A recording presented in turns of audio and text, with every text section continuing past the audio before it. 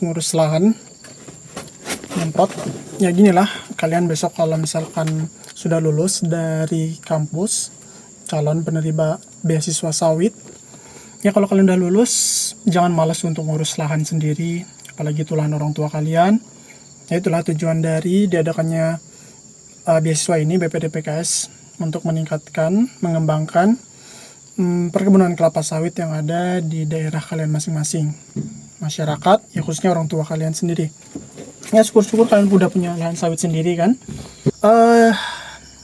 Sini saya cukup melihat persaingan yang cukup ketat dan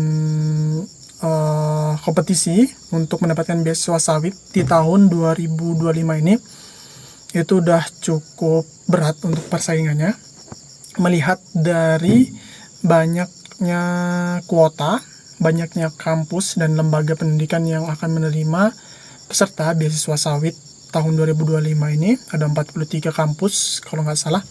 Nah, itu udah cukup banyak dan pastinya juga persaingan cukup ketat.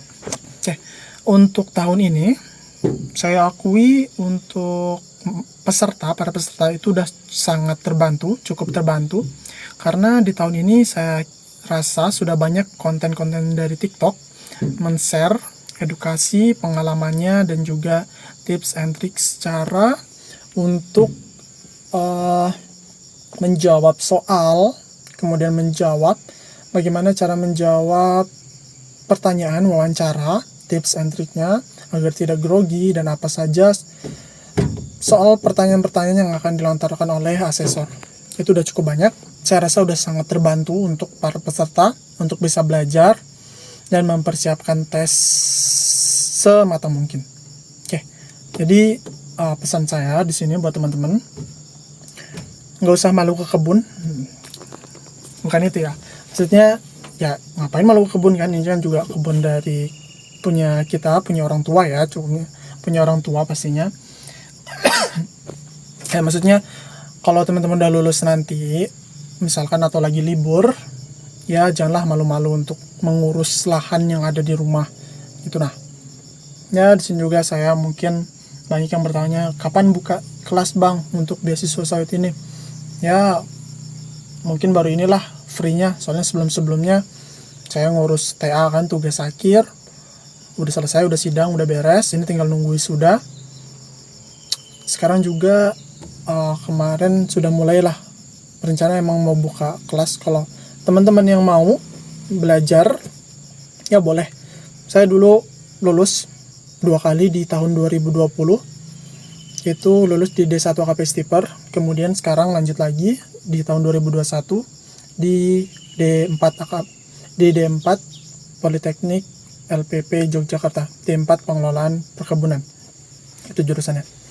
Oke. Oh ya, buat bimbingan belajar ini juga sudah banyak ya di TikTok. Saya juga sudah lihat banyak banget. Itu juga cukup worth it buat teman-teman yang mungkin ingin mempersiapkan diri lebih matang lagi. Misalkan dari edukasi yang di TikTok, konten di TikTok itu masih kurang cukup untuk mempersiapkan diri buat tes. Ya, teman-teman bisa banget untuk ikut bimbingan kelas. Ya, yang mungkin budgetnya masih di bawah 100 itu masih worth it. Kalau udah di atas 100.000 kayaknya udah, ya tergantung teman-teman lah. Soalnya mungkin dengan budget segitu, ya siapa tahu dengan budget segitu teman-teman bisa lebih matang untuk mempersiapkan diri. Dan kalau memang rezekinya dengan budget segitu, teman-teman bisa mendapatkan fasilitas lebih dari BPDPKS kalau lulus. Oke, mungkin itu aja saran dari saya. Semangat buat kalian. Sebentar lagi pendaftaran akan ditutup dan sebentar lagi kalian akan bersaing.